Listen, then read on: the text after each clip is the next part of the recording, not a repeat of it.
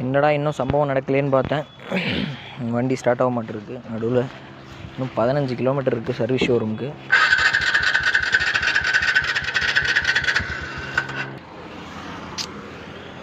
ஸோவா பெரிய தலைவலியாக இருக்குது. சர்வீஸும் ஒழுங்காக பண்ணி தர மாட்டேங்கிறாங்க. அவ்வளோ தூரம் நமக்கு டோ பண்ணிவிட்டு இங்கே மெக்கானிக் ஷெட்டில் விட்டோம். பட் முடியாது அப்படிங்கிறாங்க. இன்னும் சர்வீஸ் சென்டருக்கு 15 கிலோமீட்டர் இருக்குது. இது ரைடிங் ஜாக்கெட்டு இது அதுன்னு போட்டு வெயிட்டு வேறு. என்ன பண்ண போகிறோன்னு தெரியலைங்க. பெரிய செலவு வச்சிருச்சு. நடு ரோட்டில் நடக்க விட்டுட்டான். ஸோ ஸ்பார்க் போயிருக்கு அப்படிங்கிற மாதிரி சொல்கிறாங்க. அண்டு கம்ப்ரஸர் உள்ளே லூஸ் ஆயிடுச்சு அப்படிங்கிறாரு.